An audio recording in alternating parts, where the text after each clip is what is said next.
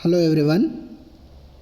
In the previous session, that is paper 1, animal diversity, non-chordates, we have discussed about the biodiversity. In that subtopic, we have gone through what are the different types of biodiversity and what are the different types of interactions and many more.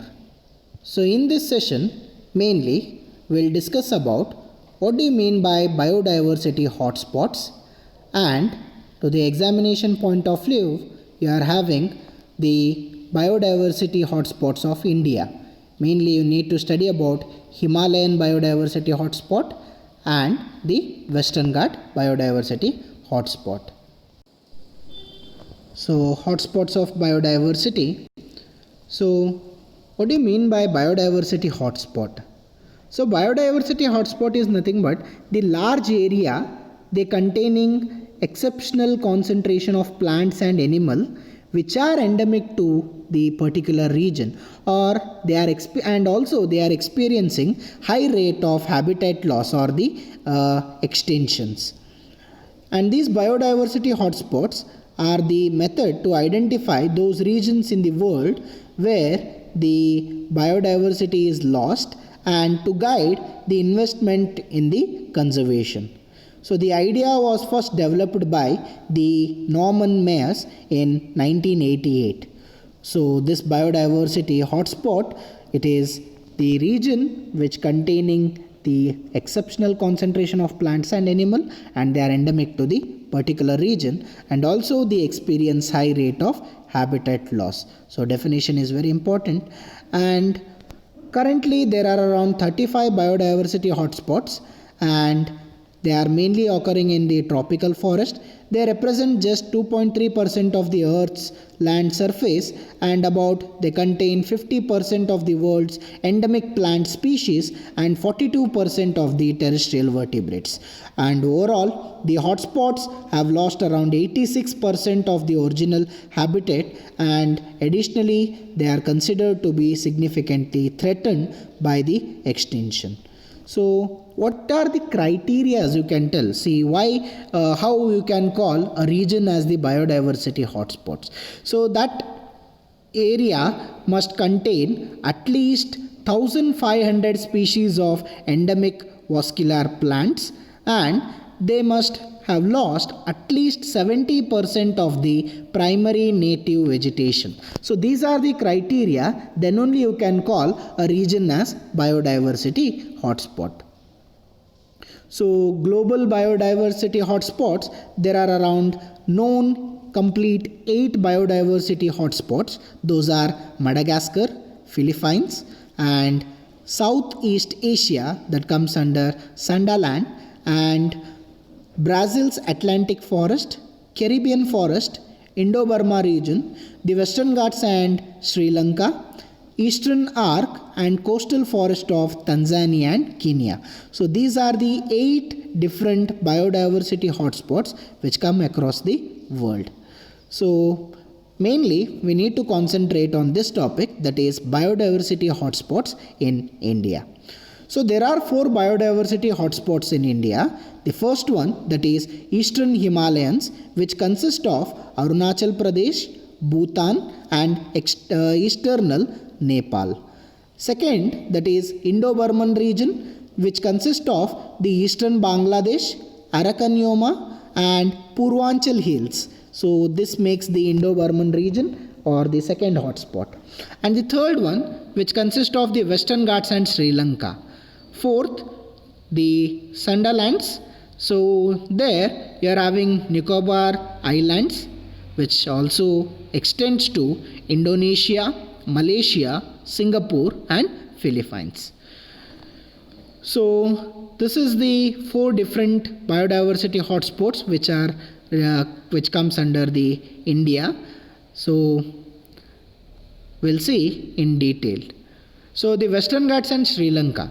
So Western Ghats of the southwestern and the southwestern Sri Lanka are similar in geological climatical condition and also the evolutionary history, because if you see the Gondwanan period, the part of South India, or the part of South India and the Central India, we have separated from the African continent. So also the Sri Lanka come from the African continent, and also the Western Ghats is locally, or it is also called as Sahyadri Hills, which runs parallel to India's western coast around about 30 to 50 kilometer inlands. So around 50 to 30 kilometer, and they are very much taller, and they cover area around 1,60,000 square kilometers and stretch up to 1,600 kilometer from south tip, that is Kanyakumari, to Gujarat region.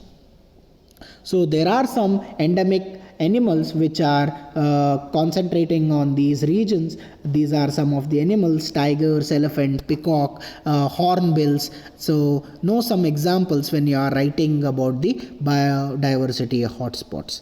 So this is about the data. So just know the level of endemism, like plants up to 50%, mammals 12%, birds 7%, reptiles we have lost maximum, and amphibians and freshwater fishes are also endemic to the very much regions. So just know the endemism and how many species. So not so important to write in the examination, but you can mention the endemism up to a certain percentage, like to plants, mammals, birds, fishes, and amphibians. And second one, that is Himalayans. So Himalayans, they include the entire Indian Himalayan region, which comes under the falling in Pakistan, Tibet, Nepal, Bhutan, China, and Myanmar.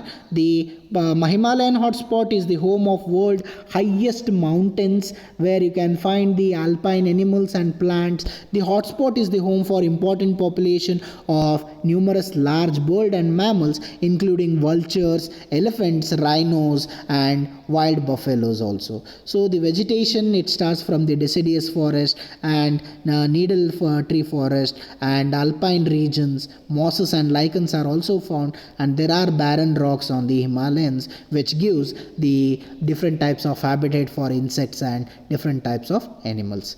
So just know the endemism, like plants up to 30%, mammals, birds you can roughly mention up to 5%. Amphibians is the maximum because they are very much near to the land and water, because maximum Indian rivers, they flow from the Himalayan region. So amphibians are obviously more in these regions. So Indo-Burma region, not important to examination point of view, but just know the regions what all it covers, like you can see in the picture, Myanmar, the Thailand region, Cambodia, Vietnam, and there are fascinating animals like you can see large antelope, the deers, and also the grey shank douch and the leaf deers, and there are prominent mammals like the larger hare rabbits and all. They are very much prominent in this region. So these are some of the birds like white-eared night heron, grey-crowned crocs, and the orange-necked partridge. So these are some of the birds which are endemic to the Indo-Burman region. So this is about the species diversity and the endemism which comes under the Indo-Burman. So last about the Sunderlands. So here the Sumatran regions and the Thailand, so they consist of these regions and also make this as one of the biodiversity hotspot. And here you can find the Rafflesia and red-knobbed hornbills.